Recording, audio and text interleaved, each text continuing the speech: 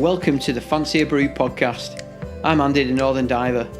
In this series I'll be discussing adventure, conservation and progression in scuba diving with some really interesting and inspirational divers that you might or not have heard of. The podcast is supported by Northern Diver International and you the listener through Patreon. So grab yourself a brew and enjoy this week's episode. Right, so Sara Banderby, welcome to Fancy a Brew podcast. Thank you. Have you got a brew with you? Yes, I do. Coffee and milk. Drinking? Coffee Nothing and milk? Yes, half milk, half coffee. I'm too childish in my taste. Say again? I'm too childish in my taste, so I can't drink it all black. Well, I don't drink coffee. I love tea though, but all my mates seem to say that I've got like a baby tea because I put that much milk in it. But Don't listen to them. What I don't like is loads of sugar. It's almost too syrupy for me, that. So I put more milk in to sweeten it up, but it's not like a too sickly sweet sort of taste for me. I see. I usually kill my tea with honey, so it's sugar water in the end. Yeah. So do you want to give us a bit of an intro to who you are and why perhaps I invited you onto my podcast, and then we'll have a chat about what you get up to? Yeah, for sure. So I'm a full JJ-CCR and mine diver in Sweden. And I usually specialize in cold water diving. I have to say, I try to, preach the cold water diving. And I work at one of the local dive centers in Stockholm, Sweden. Yeah. And that's usually what I try to do. Well, that's probably why I've come to you, purely because the cold water element, like you might have heard before, I sort of struggle to keep warm. But your photographs on Instagram, certainly in the caves and mines that you dive, are flipping brilliant. And we dive the same rebreather, so that's quite helpful. I can pick up some hints and tips from you, hopefully. For sure. Yeah. Is it predominantly cold water where you are? Yes, I think the technical definition for cold water is 10 degrees Celsius and below.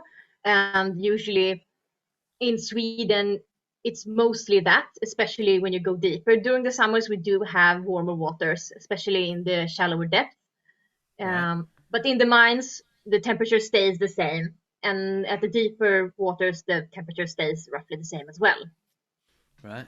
So predominantly that, yes.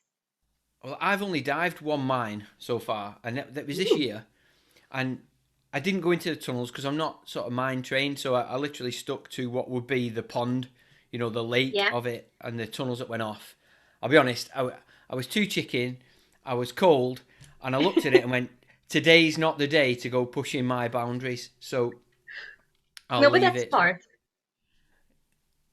Yeah, but that's very smart, because I mean, if you're freezing already and then you start swimming in the tunnels, depending on how far in you swim, you know that you're gonna have at least the same amount of time to get out. Yeah. So that's usually how I try to calculate as I'm diving as well. Right. And then try to just keep up the tempo. I get you. When you're in the tunnels. But I can understand, for me, usually when I see one of those tunnels that veers off, it's kind of like it's calling my name. It's very inviting. Well, I saw it and I thought, I've got a reel, I've got the opportunity. It's a mapped, it's a well-known dive site, so I knew that I could swim in a certain distance, come to the first chamber, and turn around because there's already a great big line. It's almost like a rope going in.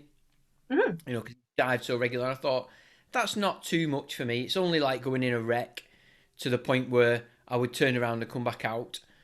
But like I said, it just didn't feel 100% right for me that day. So I can go back tomorrow, couldn't I? And now I'm warmer and I've got some more knowledge about me. I could probably go and do that. But, I don't have any formal mine or cave training. So I think that's where my limit will lie. Just probably go and put my nose in, have a look and come back out and then see if that's for me. And then if it is, investigate the training.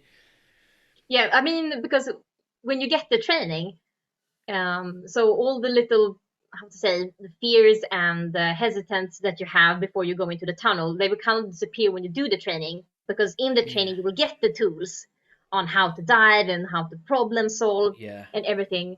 So I would definitely do the training first because it's also a lot of fun. Yeah. It's a lot of fun. Can't wait. Um, There's so much training in diving to go along, you know, or to go and do. It's kind of hard as which to prioritize first, isn't it? yeah, yeah, oh yeah, definitely. And also it costs some money.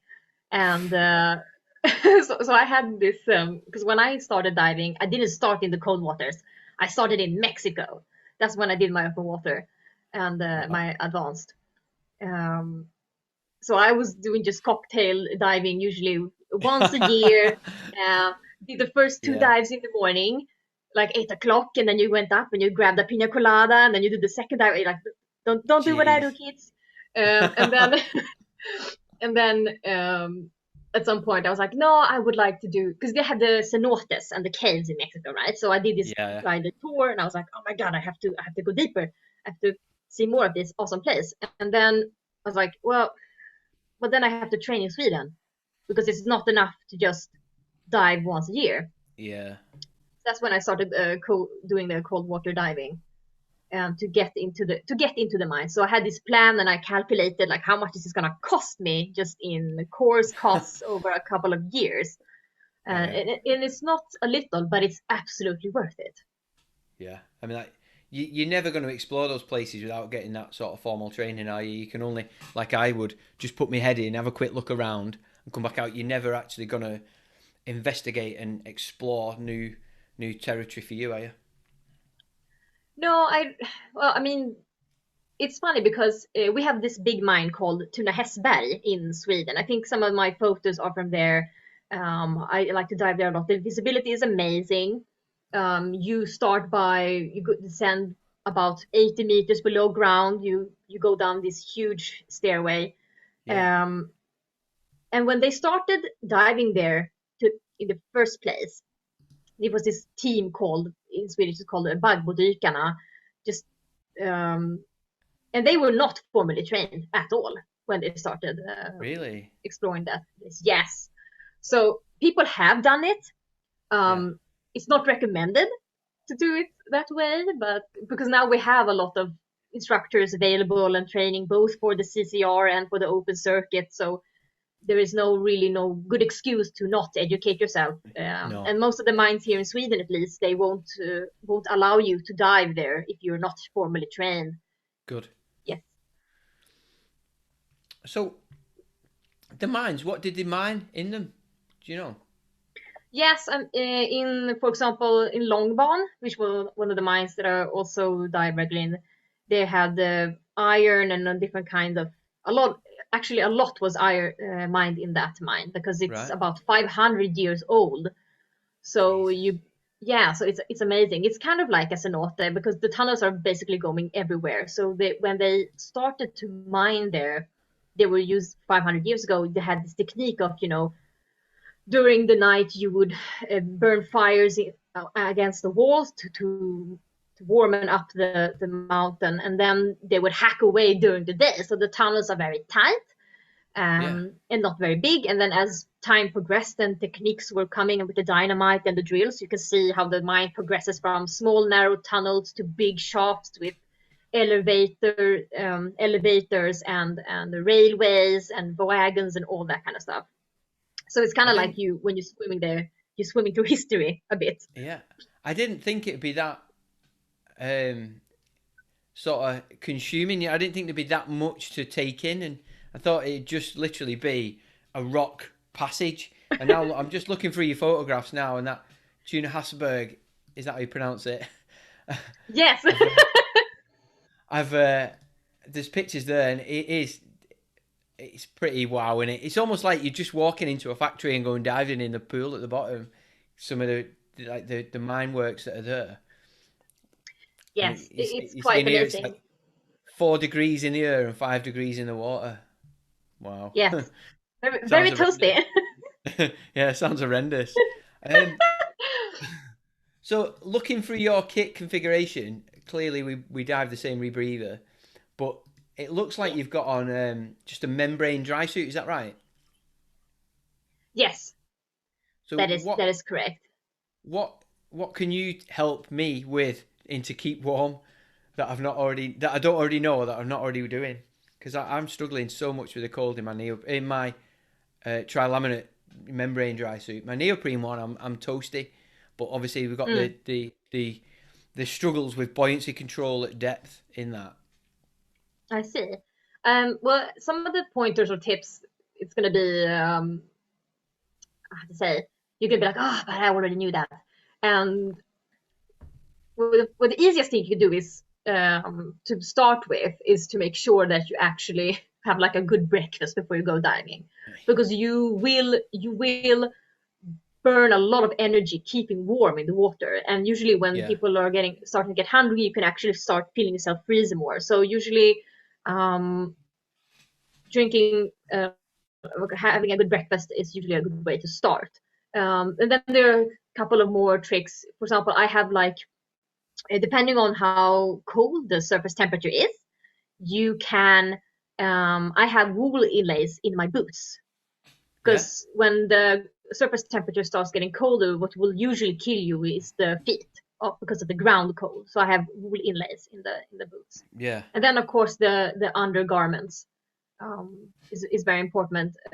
I mean, I'm not sponsored by these guys, but No, everything I have is basically Weasel, right. and it's being that one is being made in the UK by Paul and Hillary. So it's like All this right. super fluffy undersuit. Because what you want to have between you and the dry suit is a lot of air, because it isolates, and then the fluffy undersuit will help you keep the warmth. It doesn't help you a lot when you're squeezed, because you Yeah, squeezes a lot. But so usually when I dive in the mines, and more regular now, I tend to go towards more dry suit buoyancy when it's yeah. colder, and when it's warmer, I will tend to go more towards the wing buoyancy. All right. Uh, yeah. See, I've sort of been predominantly focused on dry suit buoyancy for a number of years now, since I learned to dive side mount, and that was kind of the way I was taught. And I find that a much easier platform for stability in comparison to using my wing. And I do dive in a wetsuit, but only holiday diving. So there's it's easier to just go onto your wing. You've no option, have you? To do that. Yeah. But certainly layering and getting the right socks for me is probably the step that I'm away from finding good overall warmth. I've got a nice hood now. I bought a KO1 hood a couple of months Yes. ago. Yes, I have one too. It's the best hood I've had, Yeah. by far, and I've had a couple of them. Is Um, it? Do you think that's because of the way it's made and fitted? As in, it's so snug and it's nice. It doesn't it allow water to yes. move through. Yeah, exactly, because it has this little thin silicone layer inside, and my previous hoods didn't have that, so it's kind of like stays more slick on Yeah. the face. Because I've I had a feel it's a couple of little tight on me. All my cheeks are pushed out on it, but I like the fact that the water doesn't get in and out.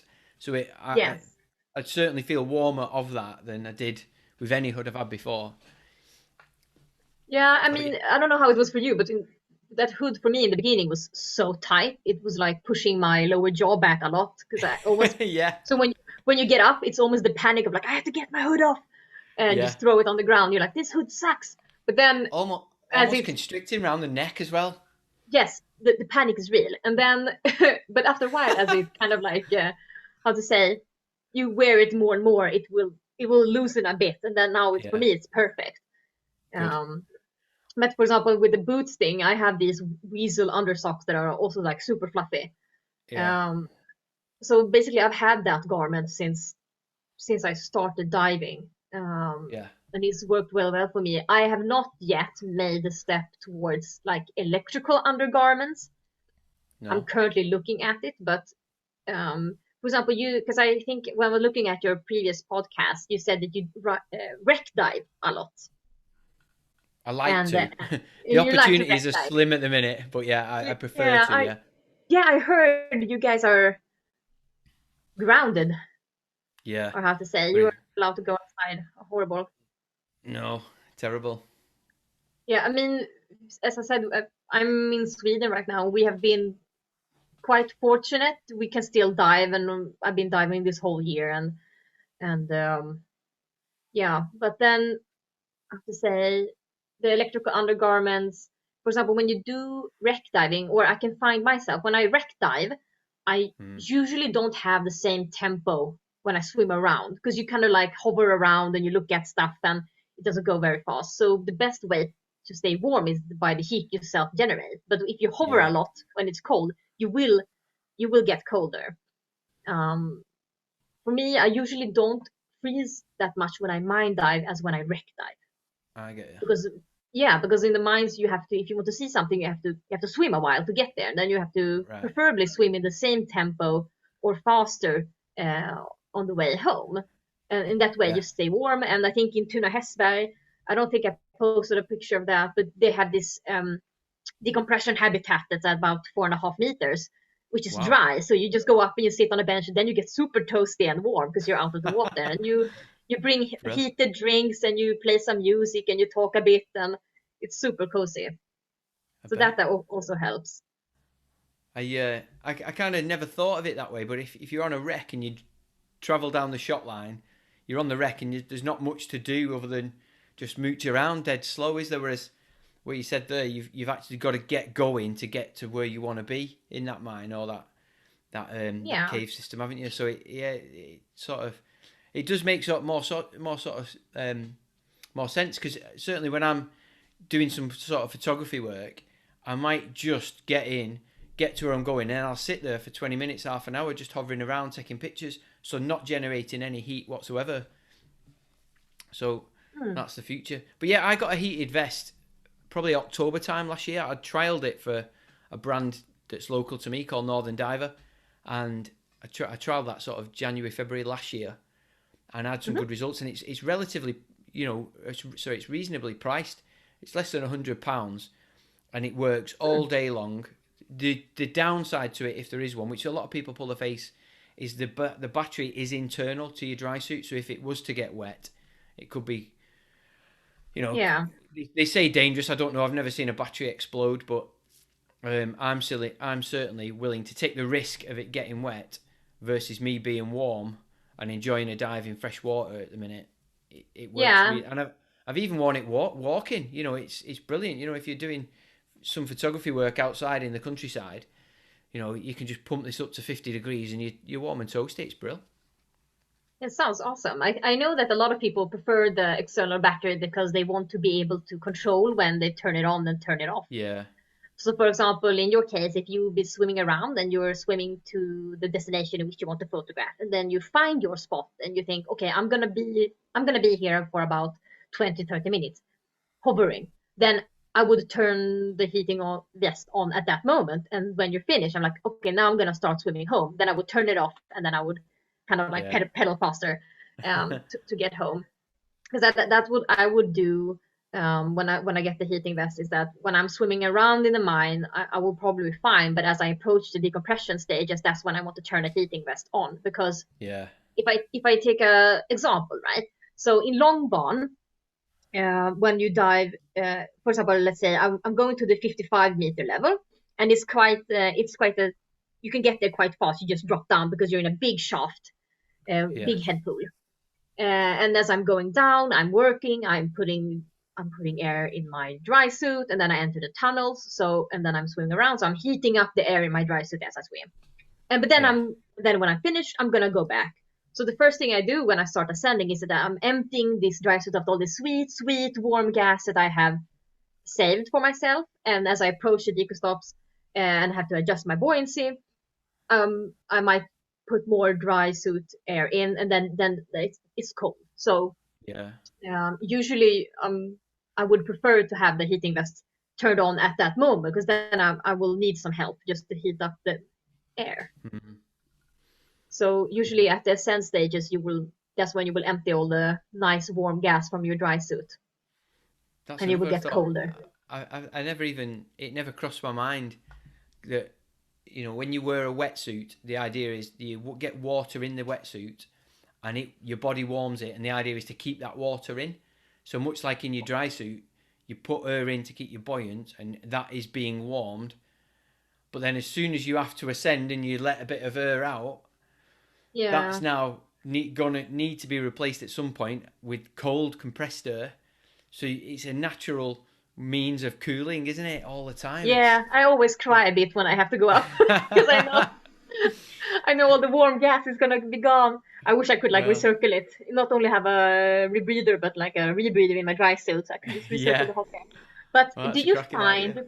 yeah, do you find that when you went from open circuit to the closed circuit, that you got warmer? Because the hot air in the rebreather loop makes a lot of difference, and especially as it's also moist as well.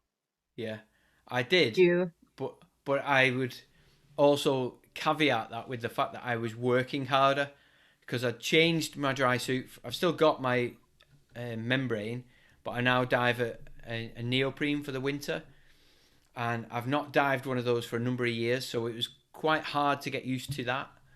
The buoyancy change at depth, and then again as on the ascent. And then obviously I was being task loaded throughout that dive with all the different drills that we were doing. So my head was working harder, my body was working harder, and physics was working harder against me. So I was trying to mm, counteract that. So yeah, overall I'm definitely warmer as a diver, but on the course I came out and I was wringing wet. I was so warm, and I was like, I've actually cracked it here. So yeah, it yes, was you need fun. to work. But I I think this is my nemesis now, is trying to control that ascent. So much like you said, you kind of panic and get upset when you've got a dumper on the ascent. I'm panicking because I'm going on the ascent knowing everything's coming to fight me in a minute. So what do? Breathe out my nose, reduce my lung volume, my loop volume, take some out my suit, make sure there's none in my wing. Oh, Yeah. it's a nightmare. But I'm sure if you can do it and anybody else can do it, and they've been Yes. doing it for a number of years, it's just a case of practice, practice, and practice will get me over the edge of Yeah, making it easy. absolutely. And I would absolutely also nag one thing when it comes to, because I remember this when I started rebreather diving, and I Yeah, also remembered it was quite a lot because suddenly I had a third airspace that I needed to think about, which was the loop volume. yeah, Because and so I had the loop, and then I had the wing, and then I had the dry suit. But the only thing I always concentrated on was the optimal loop volume. I don't remember if they also screamed at you at it. It's like always, always optimal loop volume. yeah. So usually from when if I've done a deeper dive and I start to ascend, I usually start by emptying the loop because I want Right, because then I will get the right PO2 much faster. right. I And get you. also because there's a lot of air in the loop that will disappear. So that makes me be able to retain more in my dry suit, keeping the optimal loop volume as it expands when you ascend. Okay. But for me, I remember switching from OC to CC. It was much warmer just because of the hot air Yeah. in the loop for sure. So I think if you dive in about 3 or 4 degrees Celsius, your loop volume, the loop temperature of the air would be roughly about 10 or 11 degrees. And that's more than double the warmth. So and then you have the heat from the canister as the CO2 gets bound in the sophno line that also generates heat. And So moisture. yes, which is super nice because I remember always getting super dry mouth diving in winters because you want to Yeah. have the air as dry as possible because if you dive in 3 or 4 degrees, you will have free flows otherwise if there's a But I lot of tell you moisture. what's not nice is that added moisture at the end of the dive when you undo the exhaust side of your loop, and oh, that stuff that pours out, it's horrendous. I never had a wish for a dry mouth in my life until that point, and then oh, it's horrible, isn't it? Yeah, it's a bit disgusting, but then it's like, oh, but it's mine. So Well, I can look at another ones and be like, oh, that's disgusting, but then I just empty mine the same, and I think that's yeah, perfectly good. yeah. But I've seen people have like different colors on there. I'm like, oh lord. And also, Go on. no, also if you like eat something funny at the decompression stops, and then you put the loop in, and then yeah, it's Oh, that's yeah, horrendous. don't eat Snickers and stuff like that that get stuck in your mouth because yeah. It doesn't look Just nice. on your ascent, do you do anything short of, like you said, you dump your loop volume? Do you turn your ADV off? Do you go to manual on the ascent to sort of control that ADV firing? What? Mm, my ADV is always on. Like I have a flow stopper on my machine, but it's always in open position. I keep my flow stopper on machine because I want to be able to close it if I ever have to go in a heads down position, because Yeah, then the ADV will just keep firing. I don't know how about it's in other machines, but I know the JJ does not handle that kind of tipping very well. right. Um, so depending on what depth I'm in, usually when I start approaching, I think 30 or 20 meters, I will switch off the, because I have that my PO2, I switch it manually. So then I switch it to a low set point and I start doing it, adding the oxygen manually. Okay. Um, but that's about it. But I have not had a problem with triggering the ADV as I'm ascending, but that has to do with the optimal loop volume. If I Yeah. and that thing you will kind of learn as you dive more, like how much do I empty at what depth to have. Yeah. So I have exactly one breath in my loop, and the thing I try to have in my head is that as I inhale, I want to feel the lungs come together almost at that point, as I almost so I'm almost triggering the ADV, but not really. Yeah. I That's get when I that. know I have this optimal loop volume. Hmm. And I try to keep that. That's exactly how Kieran sort of taught us, was exactly what you said then. So that makes sense to me. But yeah, I so you turn from like a 1.3 to a zero point 0.7 set point on Yes, your way back up, do you? yes, I do. And then I start driving it manually To back because to 1.3. yes, as I approach the decompression stops, Right. for sure. Okay. That's the second time I've heard that, and I've yet to try it, only because where we dive at the minute, the local quarry to us is barely 20 meters deep. So Mm. I've certainly when I approach the end of the dive, I'm probably in around about 10 meters. So I suppose I could do it there. It wouldn't hurt to, but it You just, I could perhaps have. try. I think Mm, the reason why I do it, and I don't know how the other person does it that you mentioned, but when I'm ascending, the gas expands and the partial yeah. pressure of the oxygen will start to decrease. So what the Yeah. machine will do is it will add oxygen, but I'm still ascending, so I'm going to dump it anyways. So Mm, that's when I put it down to a zero point 0.7. As I'm sending, it will remain that for a couple of times yeah. as I approach my deco stop. And when I'm there, then I will start to add, because I don't want the machine to start adding more gas as I'm adjusting my buoyancy, because the more it adds, the more buoyant I will Yeah. become. So by me lowering it to zero point 0.7, and of course this is also dependent on what my diluent mix is and at what depth I'm in and how Yeah. fast I'm ascending, of course. But that's what I usually do, because the machine will start add oxygen as I'm ascending when the pressure goes down. Okay. So Right. Well, that's why I do it. I'll add that to my list of things to do on my next dive, because everything that I can do that'll help me have that ascent a lot easier, it makes absolute sense to do it, doesn't it? Why would you put it off? Yeah, but I mean, when I started diving, I didn't really do what I do now. So it's something you kind of discover as you're diving, and of course, I if get you. someone gives you the tip and the hint. But when I what I would recommend, like when you're new to the machine, is just dive around and enjoy the machine, because I kind of loved the part when I was really new and everything was a Yeah. bit difficult, but it was fun because you got to relearn everything, right? So I Yeah. mean, my first dive, when I did the course, the mod one, I was kind of like an anchor. I was like dragging along the bottom down to 15 Yeah, that's meters. me now. Yeah, I mean, it was, and I remember coming up on the first time. I was like, "What the shit is this? Yeah. I bought this machine, and this is how I'm gonna. Oh my lord!" And at first, I was a bit shocked. I was like, "I can't believe how much I suck." And then, as you keep doing the dives, you will start to feel yourself progressing more and more, and that is super fun. Yeah. But it wasn't pretty. the first dives. Well, But it was fortunately, fun. I've not had anybody videoing me doing it yet, so I dread to think what my trim looks like, or how close I am to the bottom, or even the trail of silt behind me. Because although I think I'm fin kicking, I bet you I'm not.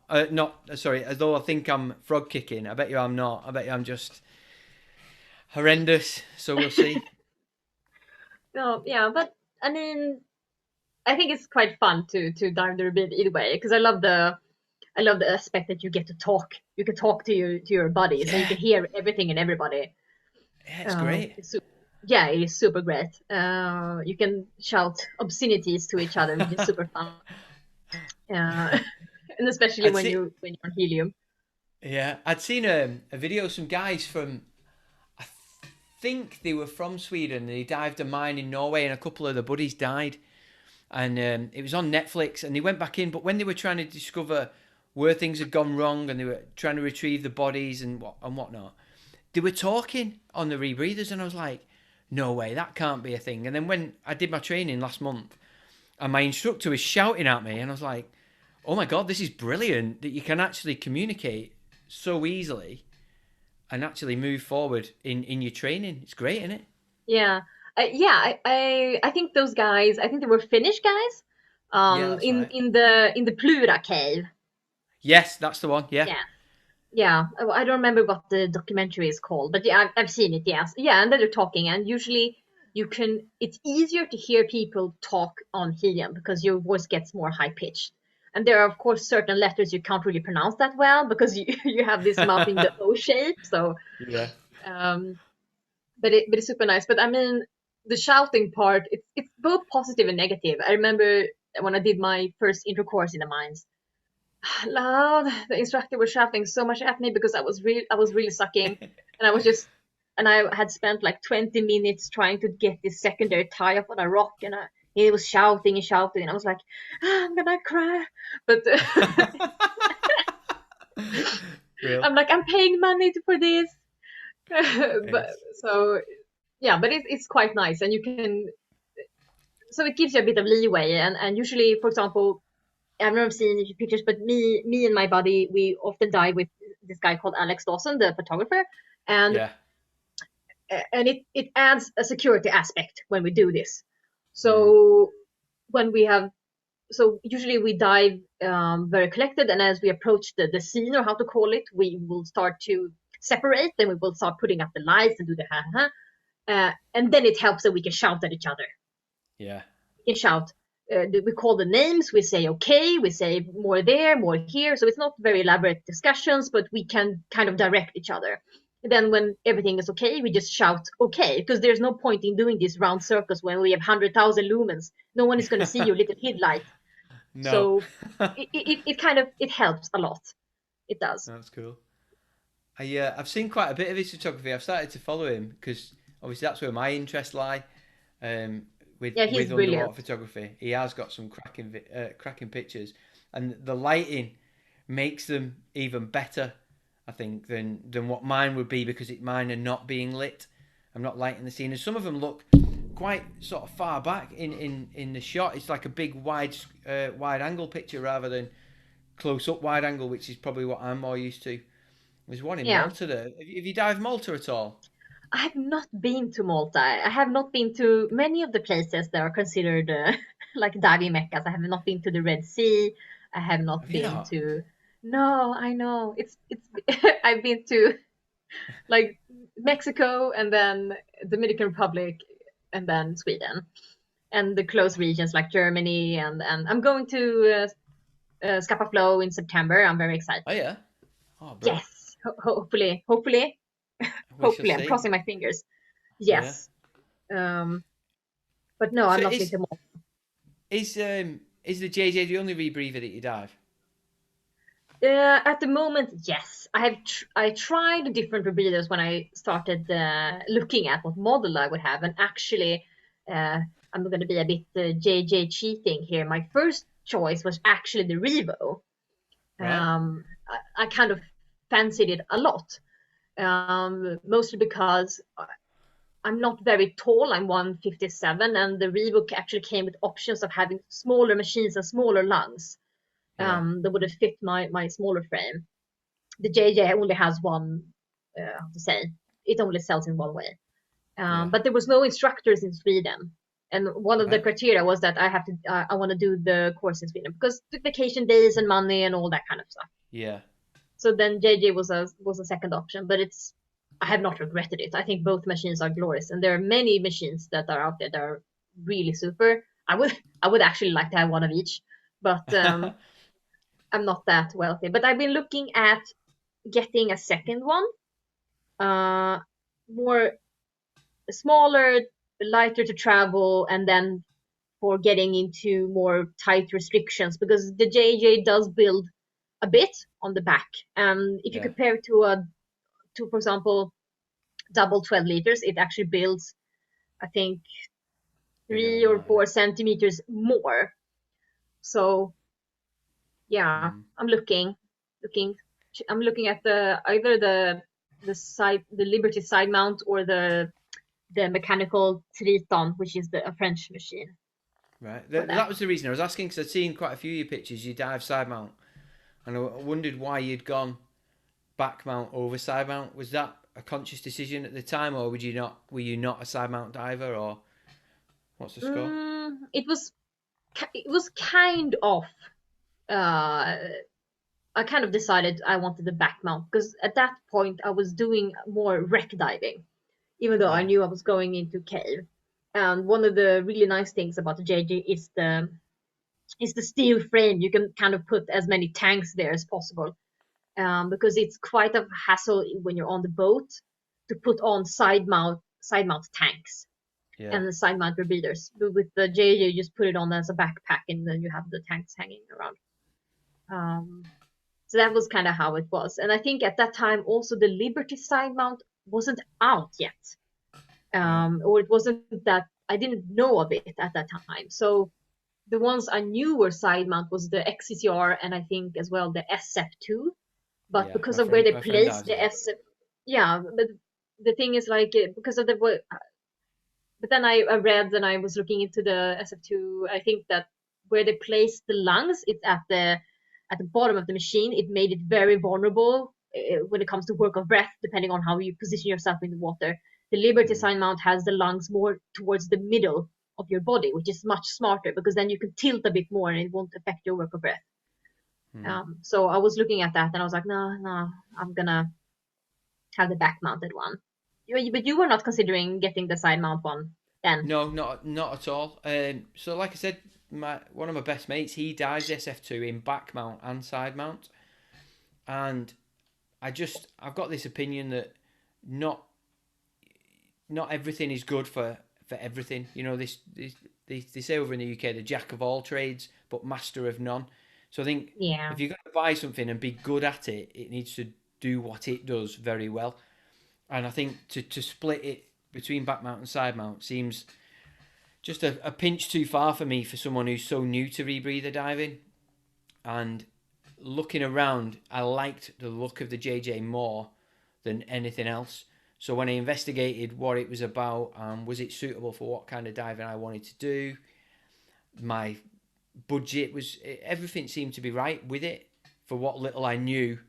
And still today, anybody who says, "Oh, what rebreather are you diving?" I'll tell them a JJ and say, "Oh, good choice that." And Mm. although I enjoy side mount diving, I got into it for a different reason, and back mount was the reason that wearing a rebreather would suit me better. I think for that reason. But basically, I want to get into professional scuba diving, so within the television or well, like the media. So Mm. I think there's less and less people diving side mount that are media or scientific related than they are back mount. So I kind of want to fit in the groove that I'll be able to do what I want to do as I do it Mm. easier. You know, I'm breaking into a new marketplace for me there. So side mount just seems still so new and it was too much to take on, I think, to try and learn something I've only been doing a couple of years and then rebreather with it. It wasn't suitable in my sort of decisions. Yeah. I mean, the JJ, and I think a lot of other back-mounted rebreathers, they're quite, and especially the JJ, is that it's quite sleek. I mean, there's not a lot of very fancy features on it, so it's very No. simple and it's very robust to dive.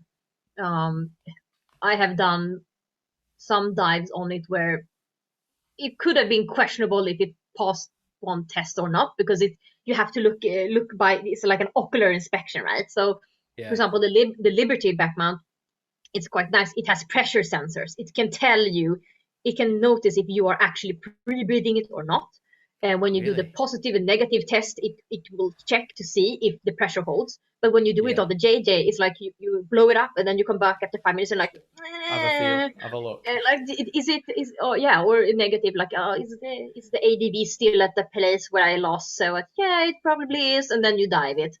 But so it doesn't have the kind of finesse, for example, that the Liberty one has.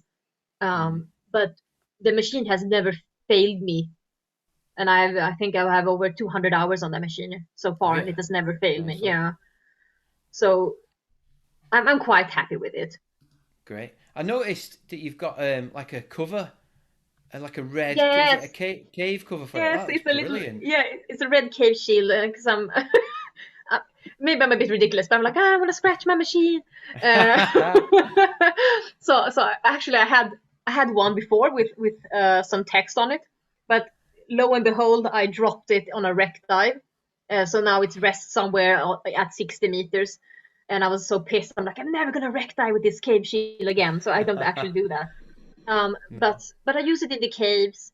It's yeah, it's mostly like a scratch protection. It helps with not getting a lot of how to say. I don't know if you noticed it yet on the JJ, but it does have a tendency to accumulate how to say silt and dust around the O-rings at the Yeah. head, especially if you kind of like some of my buddies violently wreck penetrate something. And then they come up and they can't actually. I had that once. I tried to get the head out and I couldn't, but there was so Oh, it much didn't come rust out. stuck in the O-rings. So the No. cape shield will protect a bit from that, but it That's also good. adds weight, and it adds the weight more distributed over the machine, because the one I have is of steel. I know there are some in aluminum that doesn't weigh Yeah. anything almost. So it's good, but I don't actually need that weight though, because the JJ is quite heavy for me already. Yeah. I And it noticed was on the bottom of yeah, the frame you've put a you've weight. sort of zip tied your weight. Now I've tried that, and because I have to carry a couple of kilos, but I don't like wearing a weight belt. It's something because I don't normally wear it. I forget. So I normally have a plate weight on if I use my Halcyon harness, or certainly on my X Deep Stealth 2. I'll put weights down the spine. So I've tried Yeah. that, but I seem to be a bit too top heavy, so I have to wear a weight belt. But I can't seem to secure weight on like you have, nice and neat there. Just looking, You think it's so I need nice to and get. neat? How nice! I'm gonna tell that to my instructor because he thought it looked like shit. Um, but do you have you tried the lead rods in the machine? Because you can have No, the no. Because the I reason had I them. haven't is because I've put a 2 kilo plate weight on, which effectively is going to sit in the same place, and that just makes me seem to be top heavy. Unless you think that I it's think better for to put me, a. well, I mean, the lead weights are going to be higher up, so you will probably maybe become more top heavy. For me, Yeah, since I'm not that tall, like the steel frame kind of ends up somewhere along the buttocks area for me. So for me, it yeah, works to actually put that kilo weight at the steel frame because it makes me less top heavy. I'm still kind of top heavy, especially when if you use your dry suit more and you get more air in your feet.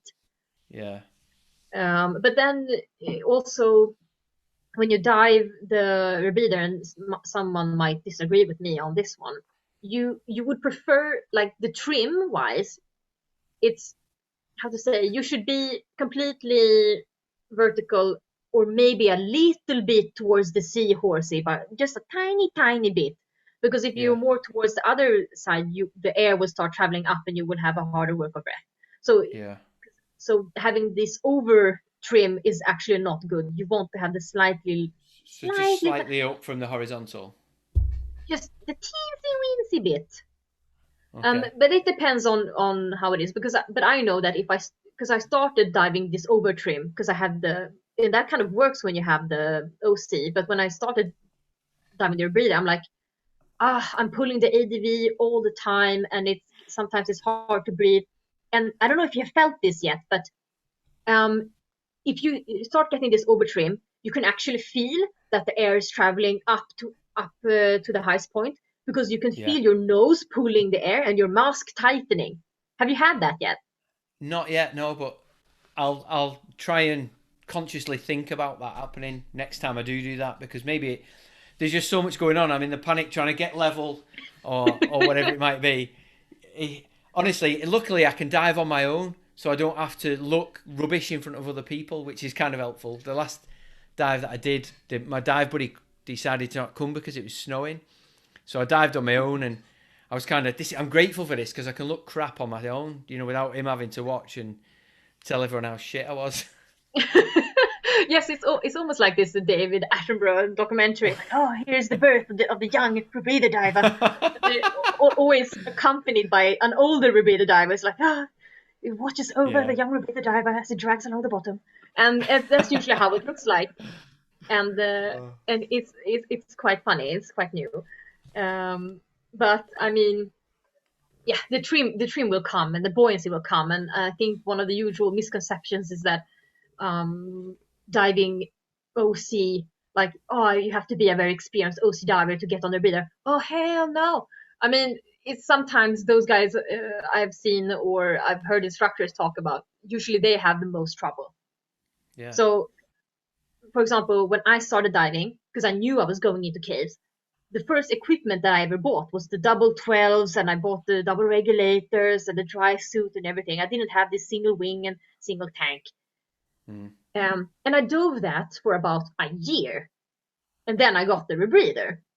Um, Just so after then 12 months? Just a yes, year. Great. yes, insane. But then, so I kind of made about 150 dives on the double tanks um, before I switched to the rebreather, and I don't think it helped me. I mean, because the buoyancy is so different. You don't adjust it by breath anymore when you Yeah. dive the CC. I remember doing Um, that on my course. It's breath holding. When you start to sink, breath hold, and then realize it doesn't do anything at all, does it? I doesn't know. doesn't help. No, I mean it's total placebo, and I can tell you, after 200 hours, I still sometimes find myself doing that. When I ascend, sometimes I can find myself holding my breath. I'm like, this is pointless. Why am I doing this? Um, Nice. so yes, but I think it's, even though they say that, oh well, you can breathe as much as you want on the rebreather. Yeah, but you still have to think about how you're breathing on the rebreather, because you can't, because of the canister and the CO2.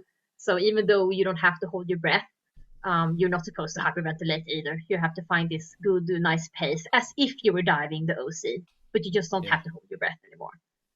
I think that's one of the really good perks when it comes to photography and underwater photography, because usually when you dive, I know because my buddy used to photograph a lot, and he was diving OC, and he would hold his breath when he was shooting, and then he would come up with headaches and everything. Yeah. But you don't have to do that now when you are diving the breather. Or when you're a model either, because obviously the bubbles will get in the way of the photograph, so you'd have to hold your breath as you're posing, and hopefully they get the shot quick enough. But now on a rebreather, you can just crack on, can't you? Just keep going, Yes, and yes, you can. And because I went to Jordan with Alex, and we were diving in Aqaba, and then I was diving the side mount. And first of all, I was like, oh my god, my sack rate is horrible. It is horrible. I'm bubbling so much. So at the certain yeah, photos, I had to hold my breath for quite a while because I was breathing so much. It was too much bubbles. Usually some bubbles are actually quite nice because then you can see that you're underwater, and some, especially in some of the mine shots yeah, when the water is so clear, you can't really, it looks like you're hovering in the middle, and then it's nice to have the little bubbles flowing somewhere, to show you that. But the sack rate for me has absolutely gone up since I switched to the rebreather. that's it. uh yeah, I mean, not by much because I wasn't a really horrible breather to begin with, but you you kind of get used to, like, when you're diving under a breather, just going like, oh, I have so much time, I have so much air. I can do whatever I want. And then and then you jump onto the tanks. You're like, oh no, I'm dying because you kind of see the SPG slowly going down. Yeah. So it's nice. Yes. I tell you what I found hard is I consider myself not very well experienced. Like I only had about 300 or 400 dives on open circuit before I went, but I consider myself quite good, quite competent. You know, stable in the water. My trim was good, and my buoyancy control throughout the ascent was always quite good. So I judged myself probably harder, or put myself through my paces harder. Now I've switched to closed circuit. Now I'm not as good as I was. Whereas if I was a relatively new diver that didn't know any different, I probably wouldn't have put myself in such, or viewed myself in such a dim light as I do now. So I think it's kind of hard in it to judge. Am I better doing several hundred dives or just 100 or so Yeah. before changing to a completely different way of diving, and then judge yourself or not? But I suppose beating myself up about it, I will hopefully become a better diver quicker because that I know where I need to be. I know where I want to achieve. Yeah, yeah, exactly. And I think that what helps you when you have done quite some OC dives is it's first the tank management, right? Because when you start diving a reader, you have to have bailout tanks. And Yeah, if you haven't had any experience with handling bailout tanks or tanks in general, it will add another level of complexity if you have to both learn to dive the rebreather and then also learn how to just handle stage tanks. yeah. Um, so I certainly saw that on the course. There was three of us diving, and I was the only side mount diver. And it was just off of the stage, on with the new one. You know, passing them around. It was kind of yeah, second nature to me because it's what I do as a side mount diver, isn't it? You literally clip on as you get in the water, and it's there and it's in the same place. And I choreographed all my D rings to be in the right place. I've even got a bungee loop there to pull around the neck of the hmm cylinder to pull it in nice and keep it in trim. Whereas nobody else seems to be doing that, and the cylinder's out of trim all the time. And I'm like, well, you could just put a bungee on and just pull it in. It still keeps. I still got the bolt snap on the top, but that bungee just yeah, pulls it into here, and it's not in the way of my inflate or of my MAV or anything like that. So yeah. it just But that's looks neater. but that's super nice because I mean I have the bungee loops on my rebreather as well, and because sometimes if you're going into smaller caves, especially in France, you want to have the tanks a bit higher up because otherwise, when you just clip them on regularly, you will Yeah, have the bottom sticking up and you will have the front of the tank hanging a bit down. And usually in the mines, it's not a problem because all the tunnels are quite wide. yeah, You don't have to scrape around anything or get stuck really. But I usually like to use the bungee loop anyways because I like how sleek it sits and it's behind. I have the tanks in my armpits and if I clip on more tanks, I can clip them on regularly. So then, in my case, when I dive in the mines, I always have two bottom bales. One depending on how far in I am, the one is the reserve, or I actually need both. And then when I clip on the other decompression tanks, they will hang a bit lower. So I minimize the risk of me grabbing the wrong tank because I always have the bottom bales the highest up and then the decompression tanks lower down. I get it. Um, but in the mines, especially, I think you can see in some photos, you will have decompression stations where people hang off at 6 meters. They hang off the oxygen at 21 meters. They hang off the 50%, and then you just bring with you the deep veils and travel gases. Mm. So it's actually quite nice. Yeah, that's cool. Right, should we talk about your fitness then? Because looking through your Instagram, it certainly look like you value your fitness. Is that as much to do with you personally, or are you quite conscious of how fit you need to be as a diver for the type of diving you're doing? Because this sled that Uh, you're pulling here, there must be, is that 3, 6, 9, 12, 15? Yeah, I can count 180 kilos. I reckon you've got on that sled that you're pulling there. That's horrendous. I can't pull like 40 kilos on mine. well, it's both. It's both because I always been training since I was small in different kind of Yeah, sports, but um, I think it's dawned on me later when it comes to rebreather diving and especially technical diving, because I am the shortest one in the team where I'm diving. So when it comes to keeping up the pace, I'm always the slowest. So I try not to be. And what I didn't think about before, but what I started to think about now is that when, for example, when you go to the gym and you want to lift weight, you warm up, you can do the squats and you do the bar, and then you have some tiny weights and you go up. But the rebreather with all the tanks is already 40, 50 kilos, and you don't warm up before you put on the machine, and you don't warm up dragging all the equipment around. So, No. and I thought that, well, maybe I need to be fit enough so I can actually do that. Because sometimes I've lifted a tank in a weird position and I've pulled something. I'm like, oh no. Uh, and I didn't think about it. And you don't really think about that the tanks actually weigh a bit. No. Um, so I think for the technical diving, it is already well known, and Dan has produced a lot of studies on this, that being unfit or obese, or how to say, it does increase the risk of decompression sickness, and it does increase the risk for heart disease, or how to say, cardiovascular events underwater. Yeah. Because you are put under pressure when you go down. So I try to keep that in mind, just to give myself the best probabilities when I'm I get underwater. you. So what do you do for your day job? I work in IT. Dear. And Yeah, you can't get your camera to work on a Zoom call, and you work I in know, IT. I know How embarrassing. the shame of it all. Well, if it helps, I was a researcher before. I haven't worked in. I recently switched. My background is in biomedicine and toxicology, so All right. so now I'm doing IT in the sense of machine learning and Internet of Things and that kind of stuff. All right. So Pretty interesting.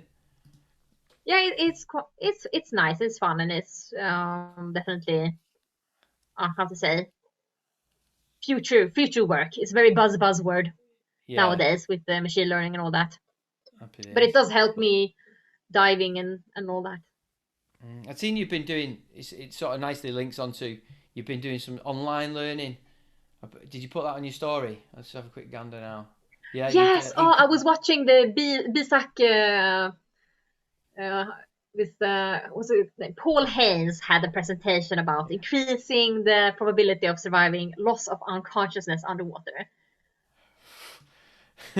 Enough to make someone not buy a rebreather. Just reading that. Oh, but I loved it because I've said this to my buddy a couple of times. Like, my biggest fear, like the biggest fear of an event I have underwater, Yeah. is losing consciousness. Like, because if you experience hypercapnia or hyperoxia, or if you monitor your machine well enough, you might be able to detect that, depending on how fast it happens.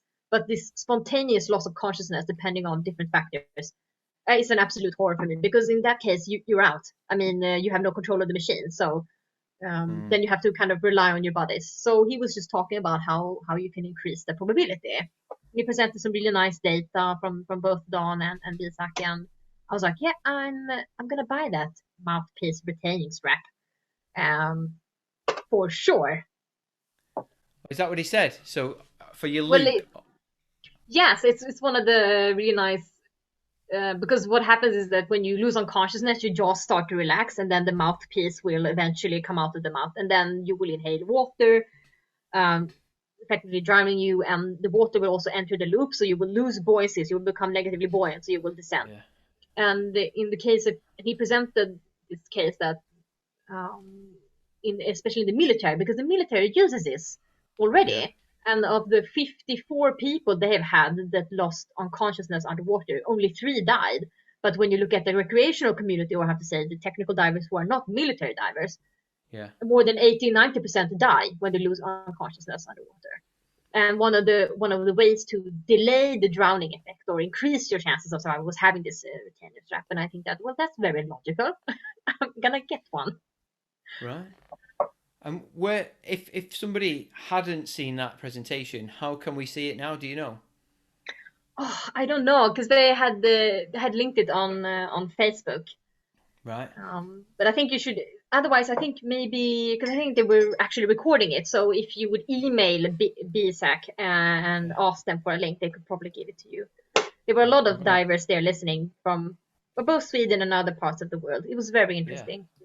I'm gonna look now, see if it's available, because I think even if you're not a rebreather diver, some learning like that would um, go quite a way. Because Yeah, for if sure. I think if I didn't know any different and I saw a diver that was unconscious and they didn't have the loop in the mouth, my first thing would be to put that loop back in. But the chances are that that's flooded, so it'd be absolutely no use. You'd be better putting the bailout in the mouth, wouldn't you?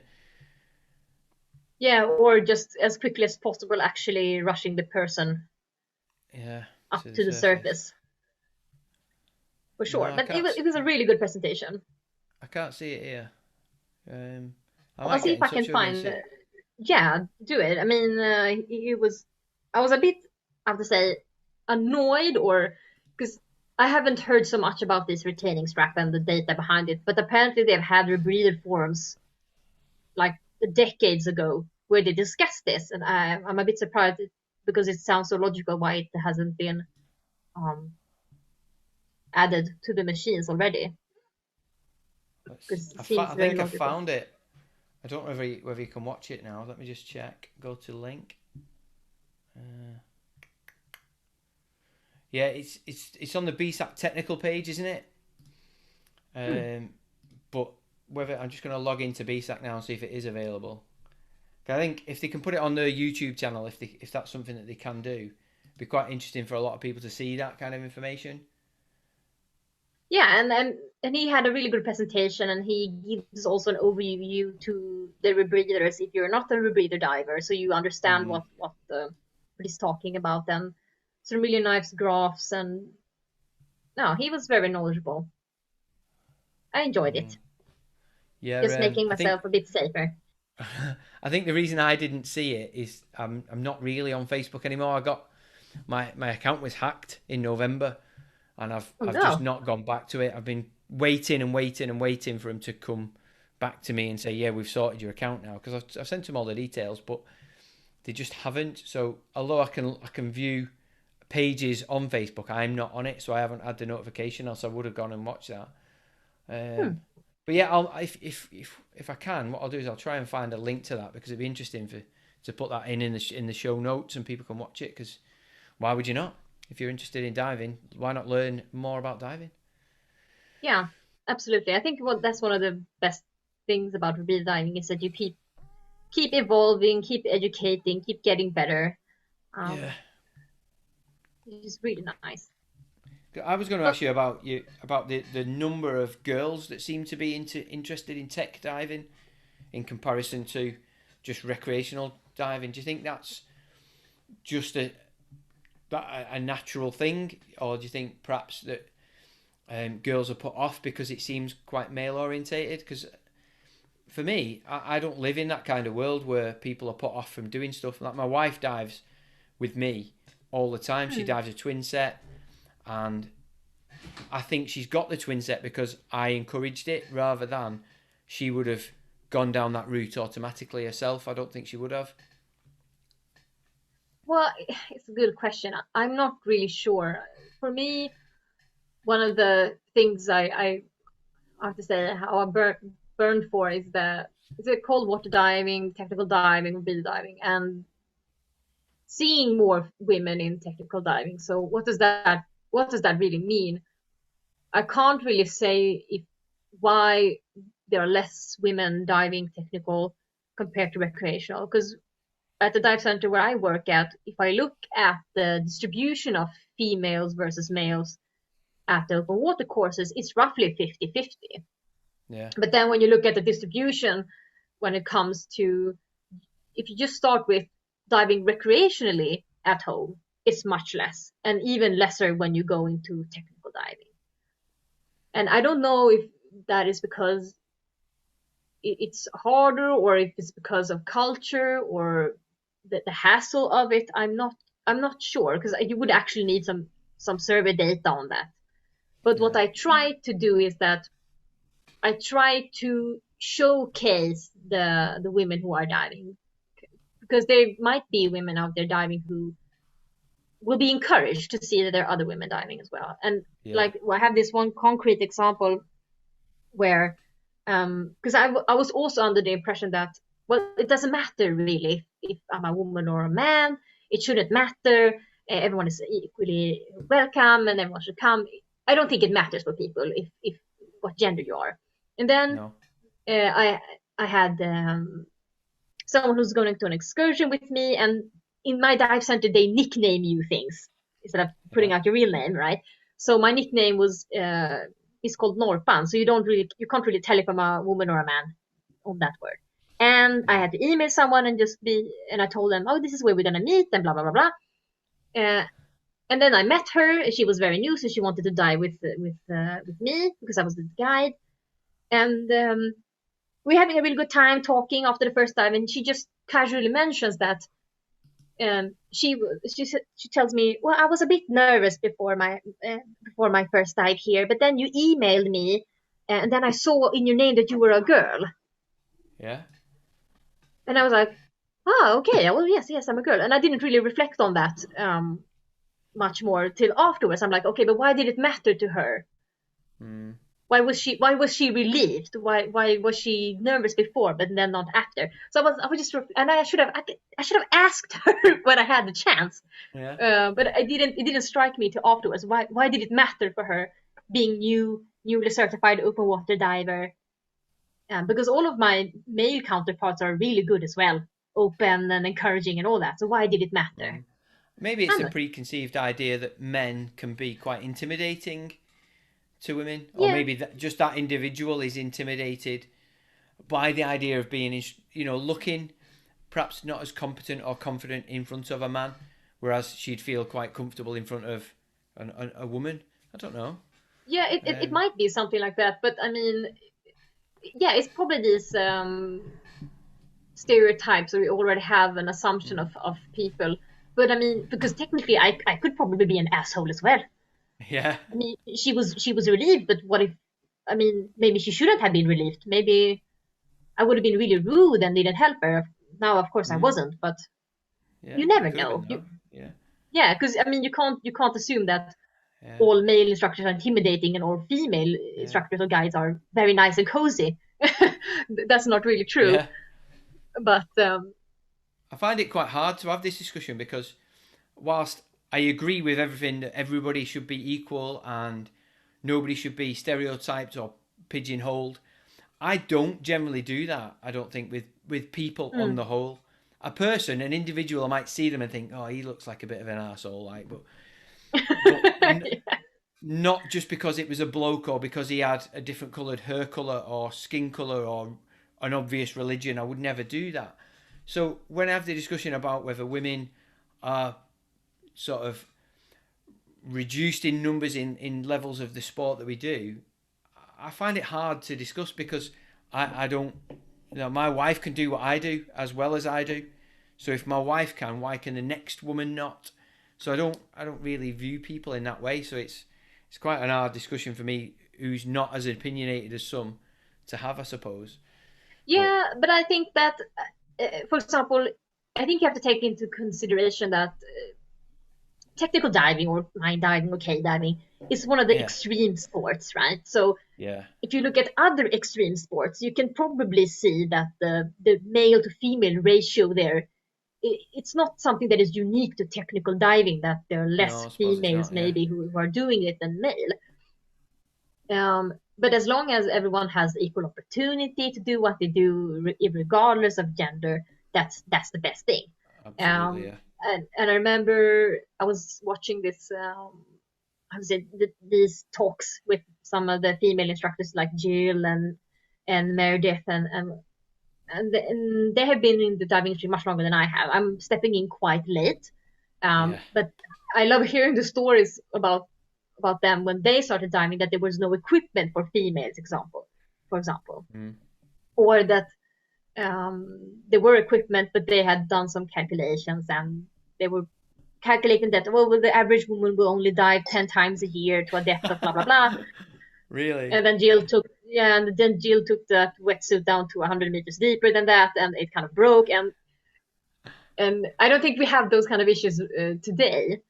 We Yeah, don't. So for me, it's just about showing that there are women in the mines and there are women in technical diving, and encourage others to start diving as well if they had any hesitations, and usually just sharing tips and tricks um, to go diving. Yeah. Well, So in a more positive sense. I've definitely learned a few bits from you that I'll take away into my next dive. So I can't thank you enough for that. But certainly, if you can be an inspiration to anyone, be it male or female, to get in the water, I think that's part and parcel of why I like to do what I'm doing now. You're inspiring me to do something new. Hopefully, someone that will listen to this might change their attitude to do something different, whatever that might be. So fingers crossed it has more positive than perhaps negative knock-on effects. Yeah, hopefully. I mean, if there's something I've learned is that you can't really please everyone, and there will Nah. always be people who have concerns with what I do, or maybe how I phrase myself. I might not be the most eloquent in my speeches or what the things I write, but I Yeah. hope that the gist message comes out. And I mean, I think the bottom line is that I just want to dive and have fun. That is Yeah. basically the main motivation for everything I do. If I did not have fun while I was diving, I would not spend that much money on doing it and Yeah. keep doing it. And yeah, that's my main motivation: having fun, diving, doing dives, meeting new people, seeing nice new things. Because the diving part, or just being submerged underwater, is it's the tiniest part of the whole diving thing, right? You Mm. spend more time on the surface talking to people, putting your Yeah. equipment up, preparing the days before with the gases and all that. And then when you dive, I think my longest dive so far has been about 3 hours. That's nothing compared to the time I spent on all the Right. other things around it. Yeah. So At what point yeah, did you think? What point did you feel more like it was just second nature and natural to be on your rebreather? Like how you would have been on open circuit before you flicked over. I think for me, even if when I had 100 hours on the machine, I was not completely comfortable. The thing that pushed me, I have to say, over that getting comfortable zone was actually Yeah. doing my intro to mine CCR course. All right. Because you get, I would say, because before you were so, I was so concentrated on buoyancy, checking this, checking that, doing this. Yeah. And then when I got to the course, they task load you a lot, and they Yeah. test you and they stress you. And in that point, at some point, you're like, I can't worry about my buoyancy. It just has to be automatic, because I Yeah. have so much other shit going on right now.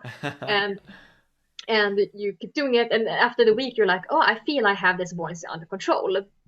He gives you also a lot of tips and hints, but just pushing you outside. Because what I noticed, what I was doing, is that I have this bad habit of bottom trimming. So I was always looking at the bottom to reference myself of Yeah. how my buoyancy was.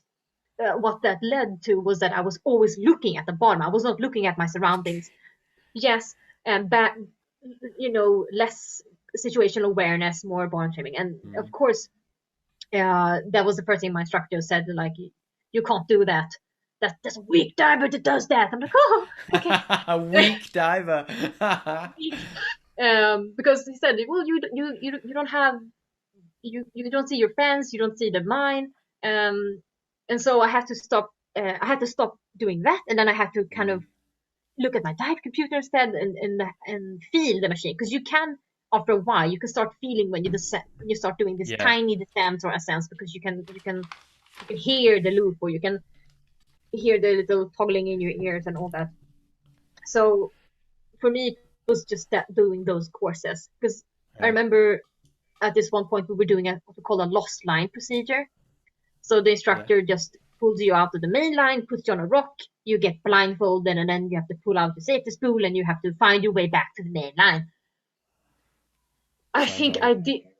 It sounds horrible. Yeah, I mean, it was horrible because I sucked. So I did this exercise for 40 minutes. And people are like, no, it couldn't be 40 minutes. Yes, it was. I checked my diving computer. It's 40 minutes. The dive in total was 80 minutes.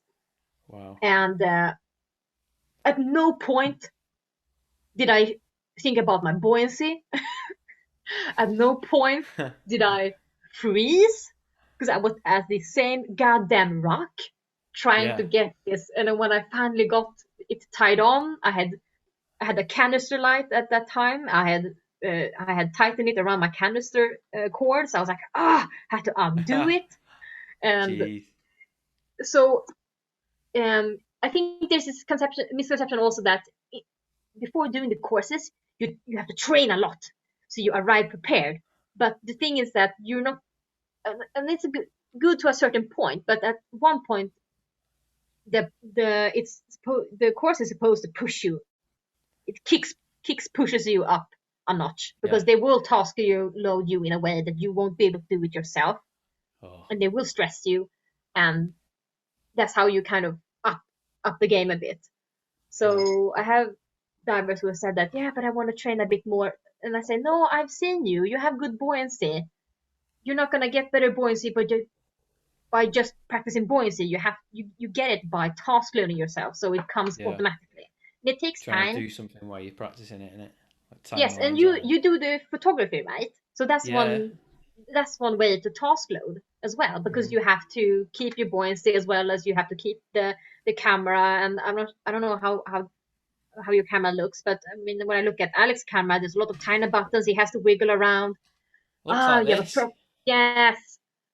Oh, super nice. Yeah, you see, you have a lot of little buttons, so you have to fix the focus and put it on the ISO and everything like that. So you get task loaded, Yeah. and that's one good way to increase the buoyancy. But in the beginning, when you're new to the machine, it's just about diving and diving and diving and getting comfortable, getting Mm. acquainted with the equipment.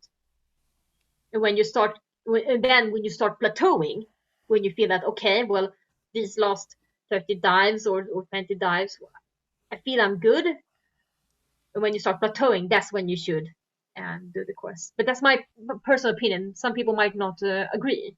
But when you start the Mm. plateauing, that's when you should be getting some help. I like that idea. That's definitely. We just need to get in the water now, but we're on lockdown again, so we won't be Yeah, able to. And I'm so you're sorry not. for you guys. I'm so sorry Oh for you well. guys. I mean, I feel a bit bad. I almost get a bit like guilty feelings when I go diving and I Yeah. post pictures, and I know there's a lot of people can't do Yeah. anything. Well, But I think the reason we're back in lockdown is because a lot of people have got bored at home and sick of going into lockdown, coming out of lockdown. We have a tier system, and people are just not adhering to the rules. So the infection rate has gone up. Then we've got this new strain that's more infectious, so that's increased the infections.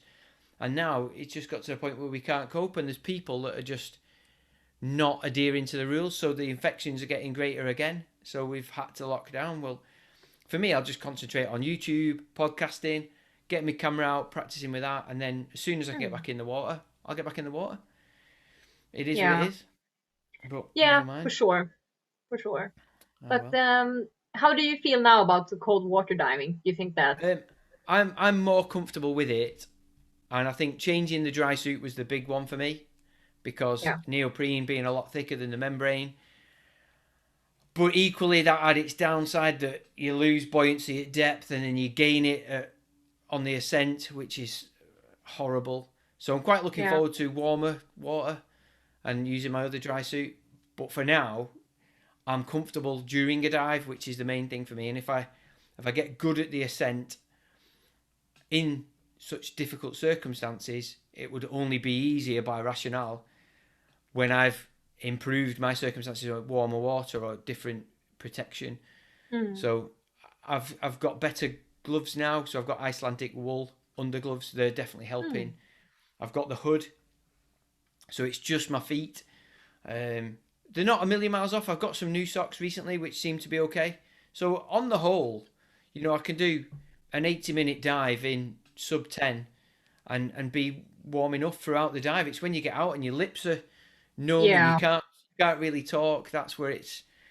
But that's outside of the dive. So for me, as long as I can get out and get a hot drink and get out of my kit quite easily, then yeah.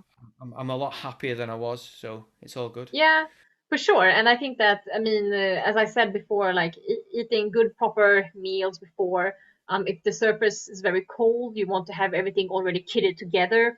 Preferably, you even travel in your undergarments and just kind of try to minimize the time on the surface to get into the Yeah. water. Because in Sweden, often the surface temperature will be lower than the water temperature. Yeah. Well, if And you then, stood around on briefs and your feet are getting cold, you're already starting cold, aren't you? yes, and that's the most horrible part. So usually when I dive, I always say to them, okay, when I exit this car, I'm gonna have about 10 minutes, and then I'm going to be in the water.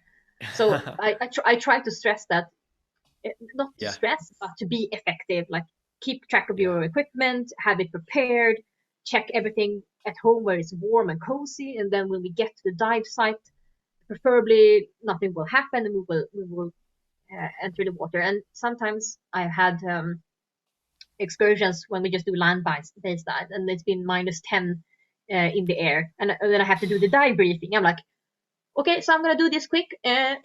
There's the water. Here's the oxy box. Let's go. And well, a little bit more than that, but just try to keep it as short as Yeah. possible.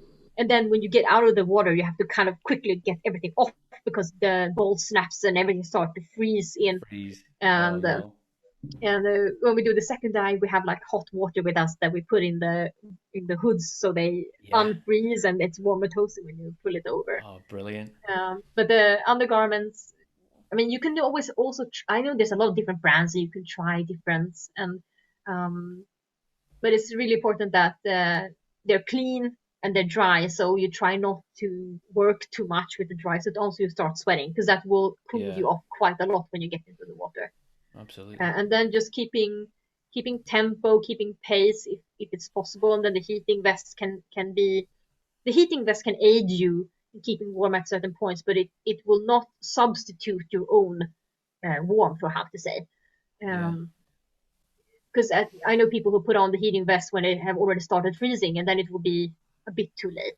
Yeah. You And need to I stay warm from the get go, don't you? yeah, I even go out with I've got my woolly hat on, gloves on, big coat on, undergarments already on, so I don't have to get undressed to get dressed. I yeah, literally take my big coat off into my dry suit, kit on, bang in the water, done.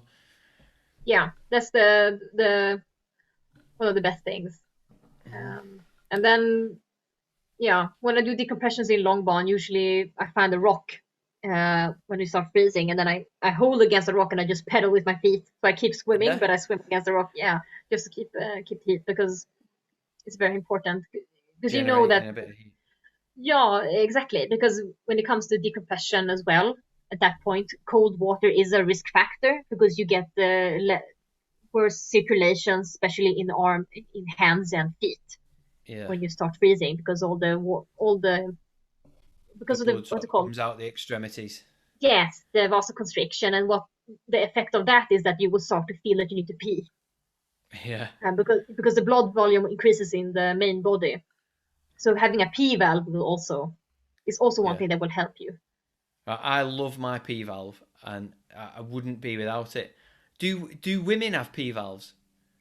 Yeah, I just recently got it because I've been diving without one, and I almost had an incident where I peed myself into a hespert, and it would have been so embarrassing.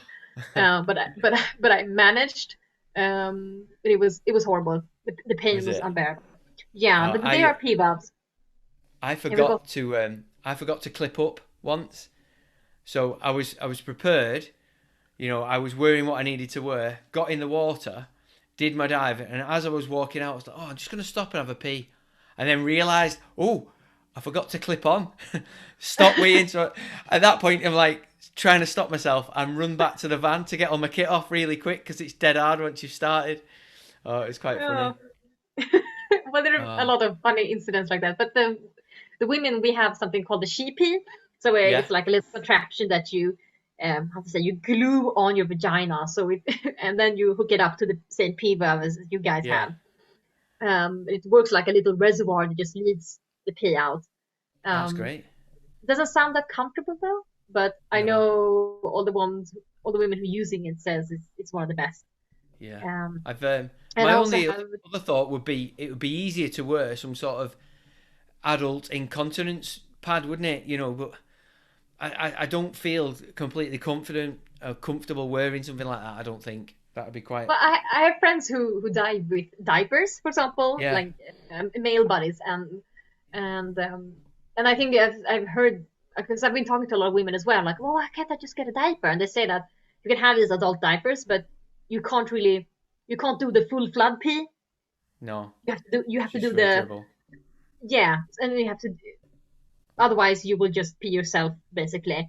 So I haven't tried the diapers, but I'm gonna try the pee valve for sure. And then there's also, like, because I ordered a new dry suit, and on it has the pee valve. It also has the dry hood, so you can actually have dry hoods. Oh, really? Yes, that are super tight Ooh. around your face, and you can, yeah. So it's just a dry hood. So I ordered one of that, and then I have these gloves that are made of latex, and it looks like, you know, the Spock sign, "Live long and prosper." Yeah, yeah. So it's 2 finger by 2 finger, then the thumb. Lobster hands. Yes, fumbly as hell, but also warm. And they're I also spoke to like, another guy. He was an underwater cameraman for like the BBC. He'd been on Blue Planet, and he was saying he's got the same, but he couldn't find undergloves, so he crocheted his own. He bought some wool, some really good expensive wool, and crocheted his own gloves to go under there, and they were perfect. He said it's the warmest he's ever had his hands, but when it comes to using his camera, it's obviously quite hard. So he'll have almost like, you know, if you pull out the back of your camera, he'll have like a pen or something, you know, to press all the buttons because his fingers are too big. yeah, I thought, what a cool idea. yeah, that's really smart. I usually have Yeah. like 2 or 3 pairs of gloves under the dry suit glove just to keep warm. Yeah. Oh, gleaming. Right, well, Yeah. we better start wrapping things up. So thanks for coming on, mate. It's a shame I couldn't see you because obviously I've seen enough of your photographs, and for someone who works in IT, you need to go and sack yourself if you can't Educate get your myself. camera working. Don't tell my boss, he can't watch this. All right. Super, thank you for inviting me to talk. You were actually, I think you were the first podcast I've ever done. So I was a bit nervous. I'm like, oh my God, what am I gonna say? And yeah, I'll be honest, yeah. you've been probably one of the best guests. Somebody who'll talk quite openly without me having to ask too much. You know, I've got loads of stuff written down here, and I've probably not. I normally tick through it. It's been hard because I'm looking at the camera so you can see me looking at it. I'm looking for your Instagram here, and then just trying to see what's going on in the world to try and bring that into a relationship of the conversation. Okay, but that's great. But you have been a very good and interesting guest to have on, so I do. Thank you. I can't thank you enough. So no doubt we'll catch you up and speak again soon. Cheers. Yeah, take care.